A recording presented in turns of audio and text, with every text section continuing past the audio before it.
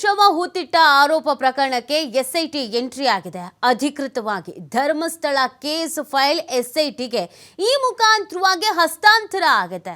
ಹೇಗಿರುತ್ತೆ ಎಸ್ಐಟಿ ತಂಡದ ಮುಂದಿನ ತನಿಖೆ ಅನ್ನೋದು ಬಹಳ ಇಂಪಾರ್ಟೆಂಟ್ ಆಗತ್ತೆ.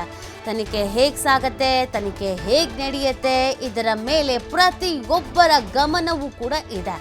TV5 ಕನ್ನಡದಲ್ಲಿ ಎಸ್ಐಟಿ ತನಿಖೆಯ ಇಂಚಿಂಚು ಮಾಹಿತಿಯನ್ನ ನಾವು ವಿವರಿಸ್ತಾ ಹೋಗ್ತೀವಿ. ಈ ಪ್ರಕರಣ ಸಾಕಷ್ಟು ಸಂಚಲನಕ್ಕೆ ಕಾರಣವಾದಂತ ಪ್ರಕರಣವಾಗಿದೆ. ಕೇವಲ ನಮ್ಮ ರಾಜ್ಯಕ್ಕೆ ಮಾತ್ರ ಸೀಮಿತವಾಗಿರದೆ ಬೇರೆ ಬೇರೆ ರಾಜ್ಯಗಳಲ್ಲೂ ಈ ಪ್ರಕರಣ ಸುದ್ದಿಯನ್ನ ಮಾಡಿದೆ, ಸದ್ದೂ ಆಗಿದೆ. ಸೊ ಹೀಗಿರ್ಬೇಕಾದ್ರೆ ಈ ಪ್ರಕರಣದಲ್ಲಿ ಸೂಕ್ತ ರೀತಿಯಾದಂತ ತನಿಖೆ ಆಗ್ಲೇಬೇಕಾಗತ್ತೆ. ನೂರಾರು ಶವ ಹೂತಿಟ್ಟ ಆರೋಪ ಪ್ರಕರಣಕ್ಕೆ ಅಧಿಕೃತವಾಗಿ ಅಫಿಷಿಯಲ್ ಆಗಿ ಎಸ್ಐಟಿ ಎಂಟ್ರಿ ಆಗಿದೆ. ಸ್ಪೆಷಲ್ ಇನ್ವೆಸ್ಟಿಗೇಷನ್ ಟೀಮ್ ಎಂಟ್ರಿಯನ್ನ ಕೊಟ್ಟಿದೆ.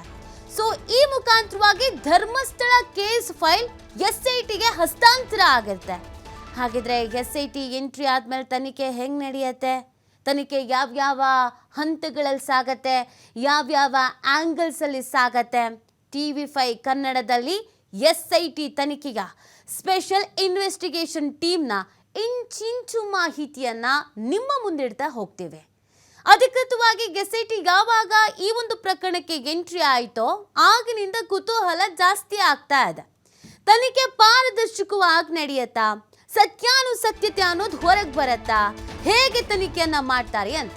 ಸೊ ಆ ತನಿಖೆ ಹೇಗೆ ನಡೆಯುತ್ತೆ ಅಂತ ನೋಡೋದಾದ್ರೆ ಮೊದಲಿಗೆ ಅನಾಮಧೇಯ ದೂರುದಾರನ ಹೇಳಿಕೆಯನ್ನ ದಾಖಲು ಮಾಡ್ಕೊಳ್ತಾರೆ.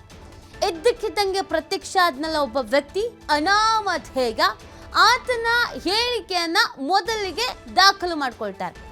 ಈ ಹಿಂದೆ ಆತ ದಾಖಲು ಮಾಡಿದನ ಹೇಳಿಕೆಯನ್ನ ಬಟ್ ಅದು ಪೊಲೀಸ್ ಇಲಾಖೆಗೆ, ಈಗ SITನೇ ಎಂಟ್ರಿ ಆಗಿರೋದ್ರಿಂದ SIT ಮುಂದೆ ಹೇಳಿಕೆಯನ್ನ ದಾಖಲು ಮಾಡಬೇಕಾಗತ್ತೆ.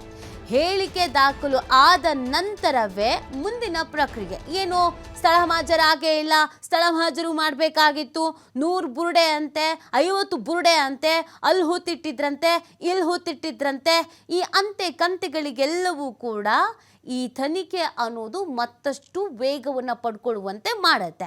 ಸೊ ಈ ಹೇಳಿಕೆಯನ್ನು ದಾಖಲು ಮಾಡಿದ ನಂತರ ಮಹಜರು ಪ್ರಕ್ರಿಯೆ ನಡೆಯುತ್ತೆ.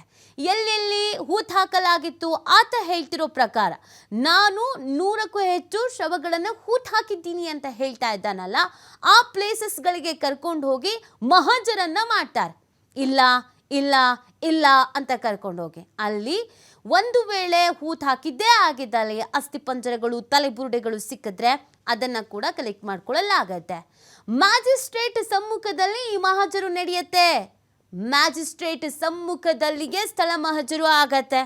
ಯಾಕಂದ್ರೆ ಈ ಪ್ರಕರಣದಲ್ಲಿ ಸಾಕಷ್ಟು ರೀತಿಯಾದಂಥ ಒತ್ತಡ SIT ಟೀಮ್ಗೂ ಇದೆ. ಕೆಲವು ಅಧಿಕಾರಿಗಳು ಈ ತನಿಖೆಯಿಂದ ಹಿಂದೆ ಸರಿತಾ ಇದ್ದಾರೆ ಅಂತಂದ್ರೆ ಇದರ ಗಂಭೀರತೆ ಹೇಗಿದೆ ಅನ್ನೋದನ್ನು ನಾವು ಅರ್ಥ ಮಾಡ್ಕೊಳ್ಬೇಕಾಗತ್ತೆ. ಜೊತೆಗೆ ಇದು ಒಂದು ಧರ್ಮದ ಭಾವನೆಗೆ ಧಕ್ಕೆ ತರಬಹುದಾದಂಥ ವಿಚಾರ ಆಗಿರೋದ್ರಿಂದ, ಅತಿ ಸೂಕ್ಷ್ಮವಾದಂಥ ವಿಚಾರ ಆಗಿರೋದ್ರಿಂದ ಯಾರ ಭಾವನೆಗೂ ಧಕ್ಕೆ ತರಬಾರ್ದು, ಆ ಭಾಗದ ಜನರ ಭಾವನೆಗೆ ಧಕ್ಕೆ ತರಬಾರ್ದು, ಎಲ್ಲೂ ಕೂಡ ಕಾನೂನಿನ ಚೌಕಟ್ಟು ಹೊರಗೆ ಹೋಗಬಾರ್ದು. ಸೊ ಆ ಹಿನ್ನೆಲೆಯಲ್ಲಿ ಮ್ಯಾಜಿಸ್ಟ್ರೇಟ್ ಸಮ್ಮುಖದಲ್ಲಿ ಸ್ಥಳ ಮಹಜರಾಗತ್ತೆ.